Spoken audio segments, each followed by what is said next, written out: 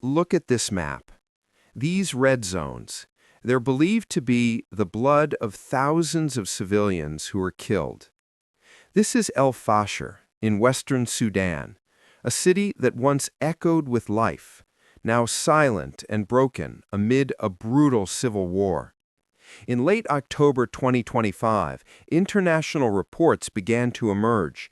Thousands of civilians killed within days, entire neighborhoods wiped from the map.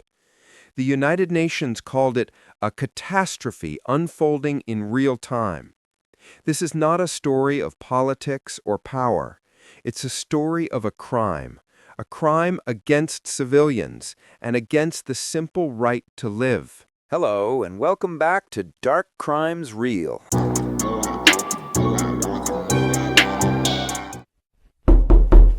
Sudan lies in northeastern Africa, a vast country of deserts, savannas, and forgotten borders.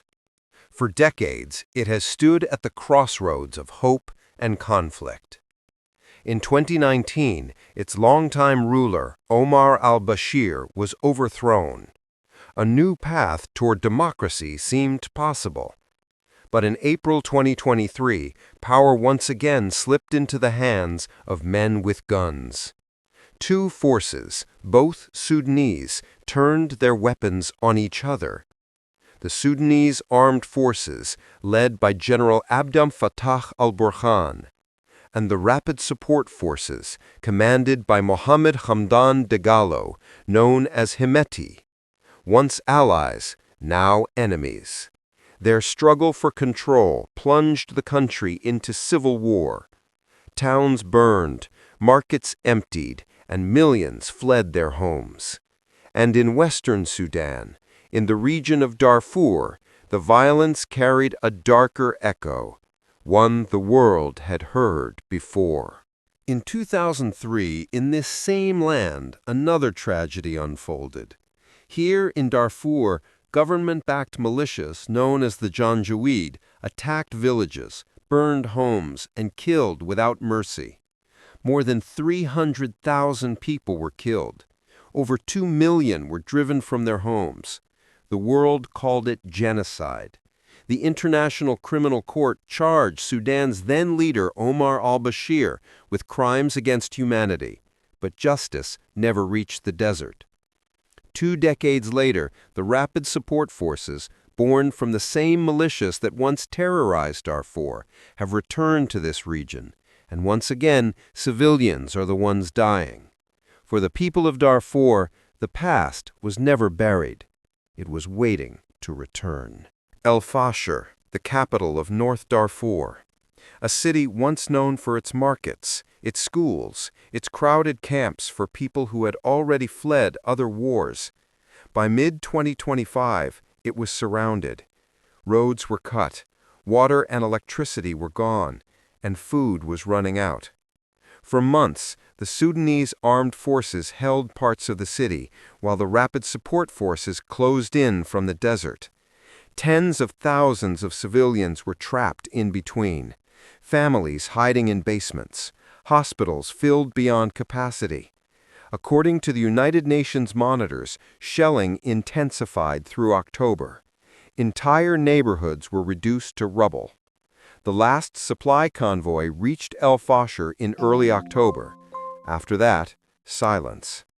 Then, in the final week of the month, reports began to spread. The RSF had broken through the western defenses. Government forces withdrew, and what remained of the city fell into chaos. Witnesses described fighters moving street by street, shooting into houses, burning what was left. Satellite images released later by Yale's Humanitarian Research Lab showed clusters of scorched areas and mass burial sites around the city's edge. When the shooting stopped, nothing was left but smoke and silence. El-Fasher had fallen, and the world was only beginning to understand what that meant. In the days after El-Fasher fell, the reports began to surface. At first, they were fragments, phone videos, satellite images, messages smuggled out through aid workers. Then the scale became impossible to ignore. According to The Guardian, more than 2,000 civilians were killed in just a few days. Entire families were executed in their homes. Bodies lay unburied along the roads leading out of the city. Reuters verified multiple videos showing men in RSF uniforms shooting unarmed civilians and dragging others into trucks that never returned. The Rapid Support Forces denied responsibility, claiming the reports were exaggerated or fabricated by rivals. But satellite data told another story. Researchers from the Yale Humanitarian Research Lab identified fresh burn scars, new mass graves, and hundreds of destroyed structures in the days immediately following the city's fall. These were not random shell impacts. They were systematic, deliberate. Human Rights Watch described the situation as an intentional campaign of terror. The United Nations called it one of the darkest chapters of the Sudan war. Communication lines were cut, and for more than a week, no one knew how many were still alive inside the city. A local medic, interviewed by international media, spoke through a cracked satellite connection. "We stopped counting. We just bury them." By early November, thousands were still missing. Many had fled into the desert. Others, no one would ever find.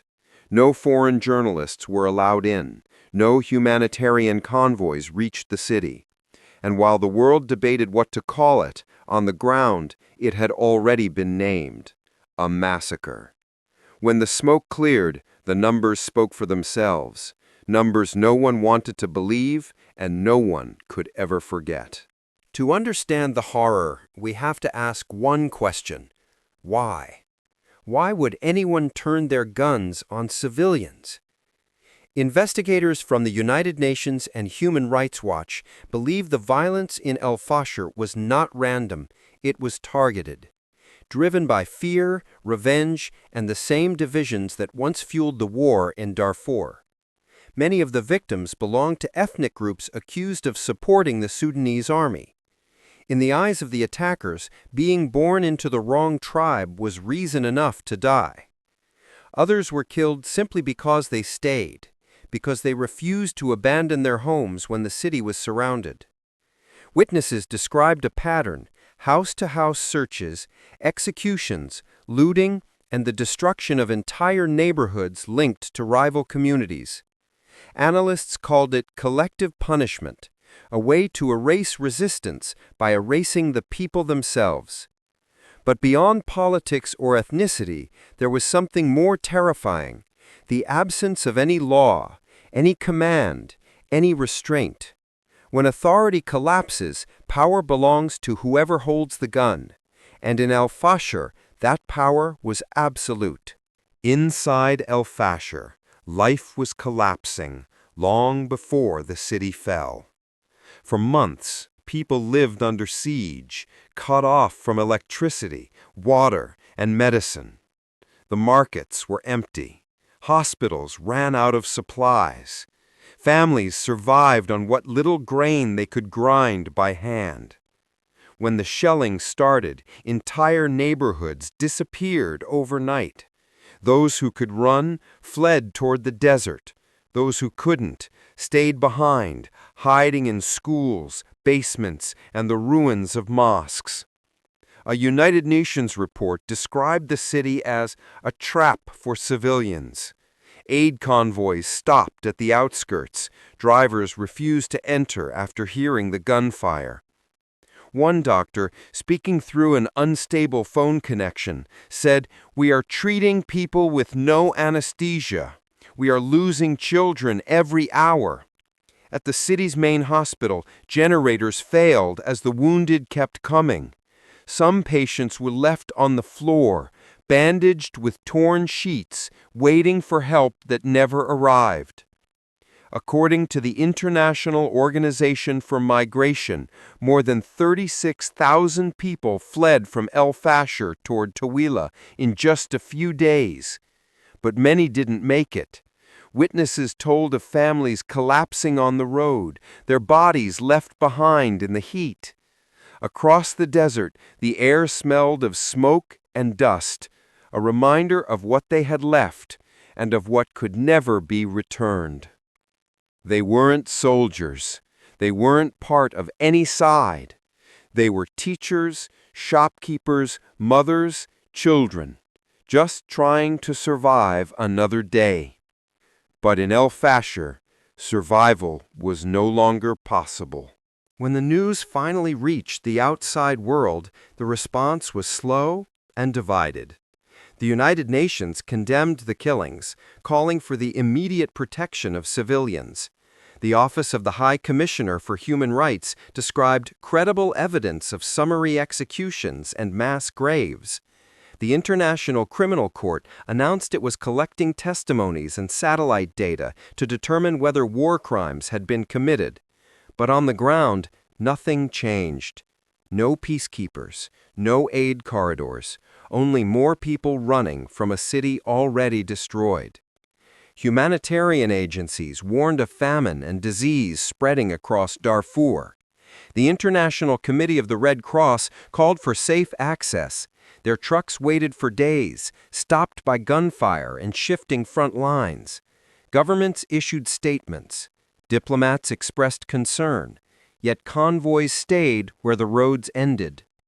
For many Sudanese, it felt like déjà vu.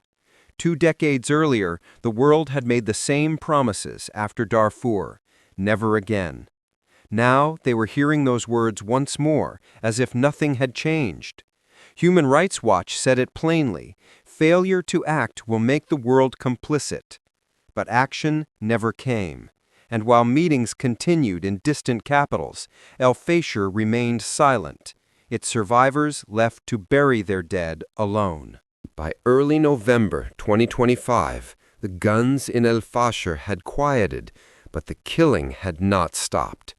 Satellite images released that week showed new burn marks in the villages west of the city, fire still burning, smoke drifting across the desert.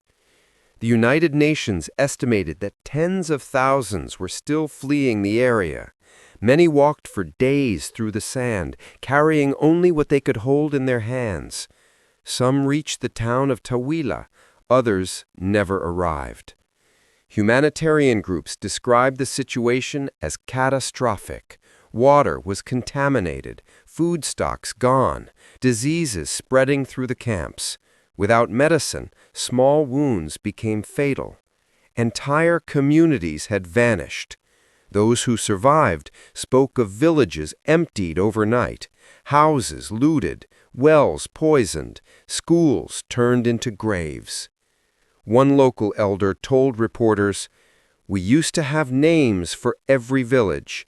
Now we just say the empty places." The International Organization for Migration confirmed more than 36,000 people displaced within a single week. But the true number is far higher because so many have never been registered and so many are no longer alive to be counted. In the ruins of El-Fasher, dogs roam the streets where children once played. Walls are covered with ash and bullet holes. Every corner carries the same question: how did the world let this happen again? This story is not about politics. It's not about who won or who lost. It's about what was lost and who will never return.